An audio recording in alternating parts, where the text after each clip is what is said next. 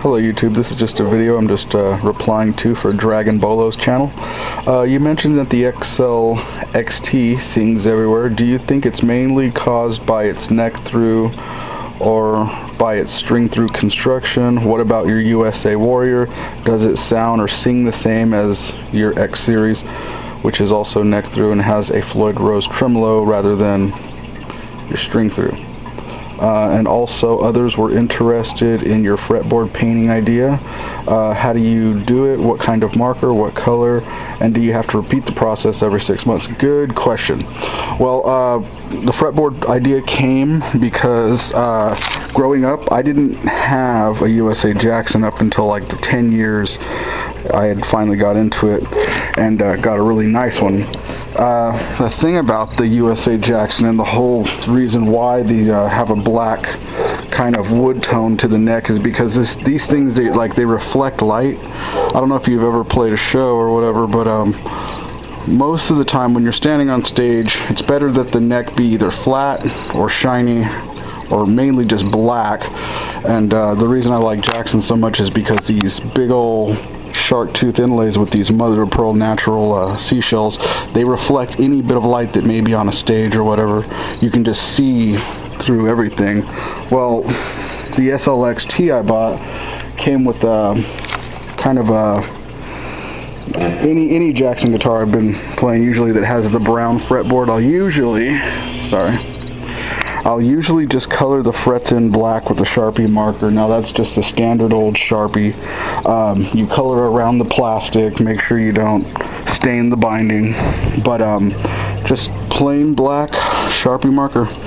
I've been doing it, that's another story, but I've been doing it, and the reason I did that is because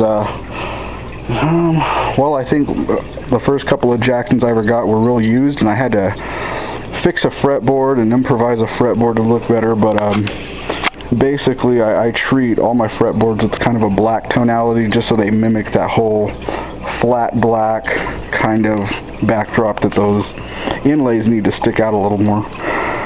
They just help you see when you play better, I think. I don't know, just a couple of reasons. Also, another thing was a lot of people are asking, you know, why Jackson? And well, going back to growing up poor, I remember, this is the God honest truth, and I don't care if people don't like to hear it, but when I wanted a Gibson, they offered a Les Paul. When I wanted a Fender, I got a Squire. Notice Jackson doesn't do that. You buy a Jackson with the $200 one or the $3,000-$4,000 one, it's always Jackson. Doesn't matter if it's not binded or if it's not ebonied or if it's not mother of pearl.